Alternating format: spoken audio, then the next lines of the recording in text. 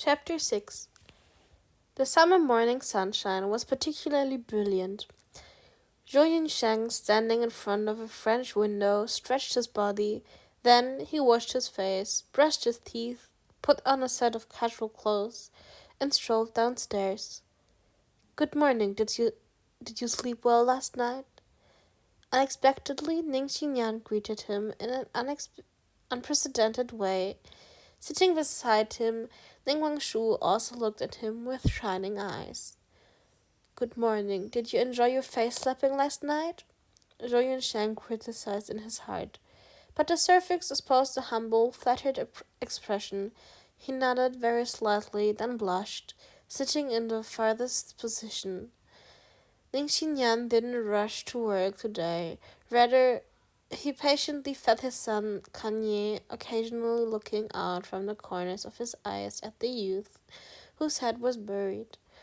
The guilty look turned into shyness, gloominess turned into melancholy, fragility. The feminine appearance that was represented in the past now felt exquisite.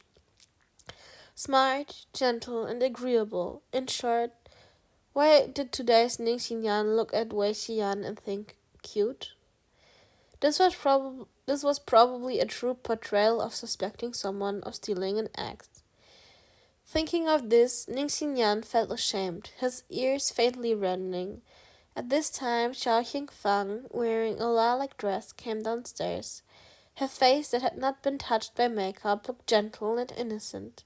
"Xingfang, last night, when Wang Ma woke up in the middle of the night for a drink of water, she fell down the stairs and broke her legs.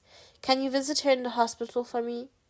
Ning Xinyan withdrew his side from the younger man and said in a warm voice, "Ah, she fell and broke her leg? Why didn't I hear any movement?" Xiao Xingfang was shocked. Zhou Yunsheng, with acting skills comparable to an Oscar-level actor, also exposed timely doubt. "When she fell, her head hit the handrail and she fainted. This morning, Xiao Li found her when she got up to make breakfast. It's been a tough few months. You have to accompany her in the hospital often. You know, she personally raised me. I've never seen her as just a nanny." Ning Xinyan reached out and rearranged a lock of hair on Xiao Xingfang's cheek to behind her ear. His attitude was intimate and gentle, but his dark eyes hid a faint, cold light. He was also an Oscar-level actor. Xiao Xingfang still had some doubts at first, but after hearing this, she immediately stopped dwelling on them. She meekly promised on the surface, but her heart was extremely annoyed. That old bitch has never fallen before. Of all times, why did she need to fall now? How was her plan going to work now? Who was going to execute it? Did she really have to leave Wei Xian dangle under her nose for a few months? Xian Yu frequently went in and out of the Ning residence. She couldn't guarantee that one day Wei Xian wouldn't run into him again and get suspicious. Her heart was choking with resentment. Then she opened her mouth as if hesitating. "Xinyan, what about the baby?" After speaking, she glanced meaningfully at Wei Xian. Was this a vague reminder to deal with Wei Xian sooner? Ning Xinyan sneered in his heart, but revealed a helpless look on his face. "My parents called me yesterday. They hired a doctor to help take care of the children. Dr. Qin Li. She should be here in a moment. Dr. Qin Li is the head of the Adolescent Mental Health Center. She has a lot of expertise in the psychological problems of teenagers. She'll care for the children, so they can quickly get better." Didn't this mean that he wasn't going to drive Wei Xian away? He was also intending to heal his psychological shadow. Damn old people, so noisy. Xiao Xingfang's heart was edgy, but she had no choice but to nod in agreement. After breakfast, Dr. Qin Li really arrived as planned. She was almost 60. Her tone was gentle, not urgent, nor slow.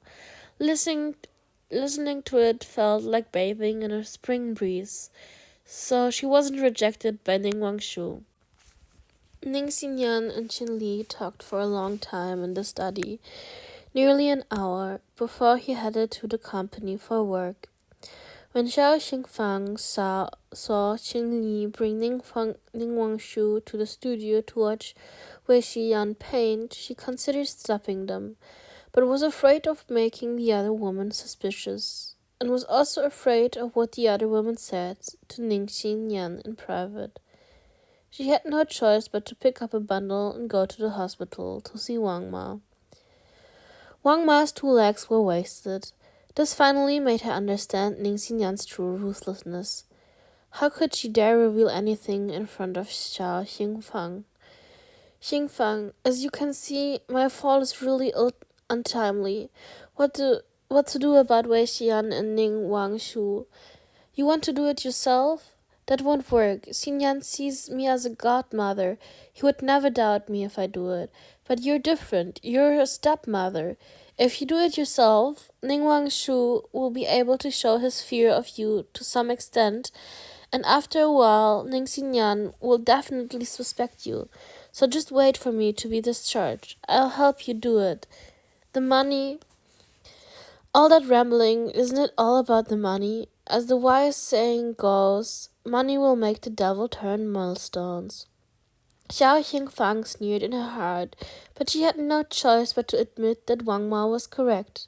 If she personally abused Ning Wangshu, Ning Xinyan would surely suspect over time. She originally hadn't planned to deal with Ning Wangshu this early. It was just a coincidental opportunity. Forget it. That little bastard Ning Wangshu could wait until Wang Ma was discharged. She first needed to find a way to get rid of Wei Xiyan. Putting aside how Xiao Xingfang racked her brains to come up with a plan after she returned, Zhou Yunsheng and Ning Wangshu's relationship was becoming more and more intimate. Xin Li deserved to be called an expert in adolescent mental health.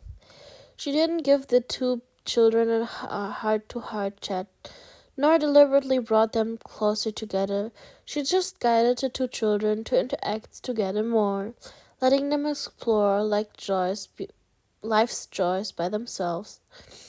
While Ning Wangshu wrapped around Zhou Yuncheng, she simply moved over a rotten chair, sitting under some tree shade in the garden and enjoying the view, not excessively managing them, nor excessively questioning. This nanny was much more leisurely than Wang Ma. Zhou Yunsheng was forced to be a villain by the Lord God, but that didn't mean that he was a bad guy in reality. Of course, after experiencing so many tragic deaths in his reincarnations, he was more or less a little abnormal, but it was really hard to be cold towards children. Whenever Ning Wangshu clung to his leg, staring up at him with big watery eyes, he could only silently sigh. Then he long-sufferingly helped him set up the board and held his little hand to teach him how to draw straight lines, curves, and circles. These basic things to adults, they seemed very boring, but Ning Wangshu was contrarily attentive, practicing over and over again to try and figure it out. Over time, Zhou Yunxiang unexpectedly found that he was very talented in painting and taught him more and more earnestly. Ning Xinyan recently developed a habit. Every lunch break, he liked to stare at the computer. The secretary delivered a cup of hot coffee to the office, saw him staring at the screen as usual, and quietly exited. However, at this moment, the computer screen wasn't showing the so-called stock market trends, futures contract prices, and other such business informations. Rather, it was 2 figures, one big, one small. The slender teenager encircled the small child in his arms, his big hand holding the child's small hand, painting on the canvas. Opposite the 2 was 2 apples and a banana, which was their source material for today. The youth gradually let go of the child's hand, letting him freely express his creativity, taking 2 steps back. He looked at the small child with a gentle and focused expression. After a long time, he picked up his palette and brush, quickly painting on his own white canvas, his gaze casting over the child from time to time. He used the oldest painting technique. Except for his thin splashes of color, no shape could be made out. Only he himself knew how amazing the painting would be after it was completed. He was gradually immersing himself into the wonderful world his mind had built when the child suddenly pulled his close. The hand holding the brush visibly stiffened, so the dab of color under his brush was a little heavier, but he didn't get angry. He just bent over to appreciate the child's scribbles. He didn't say anything, only rubbing the child's head to show approval. The child pursed his small mouth, revealing an excited expression. They were so quiet, serene, leisurely, and happy, even more warming than the sunshine spillings everywhere outside the window. Ning Xinyan had been staring in awe for a long time, unaware of how gentle and indulgent his expression was. Suddenly, the teenager, as if noticing something odd, unexpectedly looked directly at the camera. Ning Xinyan instantly stiffened in his leather chair. Only when the youth looked away indifferently did he find that he was so tense he had forgotten to breathe. He didn't find out, did he? Doubt streaked across his heart. He knew that his daily peeping behavior was really somewhat abnormal, but he couldn't control it. Just how he was amazed to find out that the young man had a pair of very beautiful peach blossom eyes. Even if he was poker-faced and not very eloquent, as long as he blinked those eyes and slowly looked over, his whole body seemed to glow with soul-moving luster.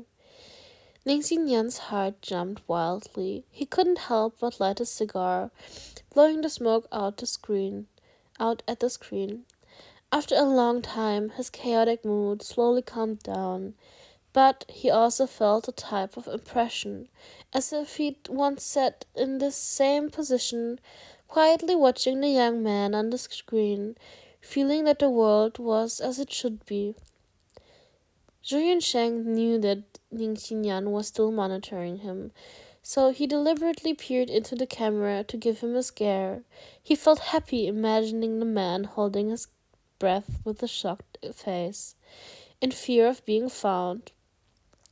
After carefully storing Ning Wanshu's first masterpiece, Zhou Yunsheng grabbed a pencil and sketchbook and took him outside to sketch nature. The studio was empty. For a long time no one showed up. Ning Xinyan felt like his heart was also empty. He quickly switched to the other civilians' views, but couldn't find the two people. He became somewhat anxious, immediately throwing away the cigar and calling Zhao Yun. They're sketching by the lake. It's a public green belt, so I didn't install a camera. If you want to see, you'll have to monitor the neighborhood. But with all due respect, I feel that Mr. Wei has a normal mind, and his character is also very good. He won't harm Wang Shu. Jia Yun was standing near the two people, observing the surrounding environment while on the phone. Fix all the places Xian frequents with cameras. I want to see what they're doing anytime, anywhere. Ning Xinyan's tone was somewhat agitated. He paused for a few seconds before adding, I'm not suspecting Qian. I know he's a very good person. Covertly monitoring him through the screen, detailing his every move, every frown, every smile, Ning Xinan also knew that these actions were very abnormal. He couldn't quit. He also felt pretty helpless about it. Jia Yun was silent for a moment before he agreed, then he hung up. After an interval of 1 second, the phone rang again. The caller ID was still Boss. Boss, is there something else? I remember your house has also a monitor. Can it see Xian's movements? Yes, what's the problem? Do you want me to keep an eye on it? No, immediately remove it. And later, you're not allowed to monitor Qian. A moment of silence, then Ning Xinyan sternly added, "You're also not allowed to listen to him." "Yes, I understand." Zhang Yin hung up the phone, inwardly lamenting his boss's more and more indefinable thoughts.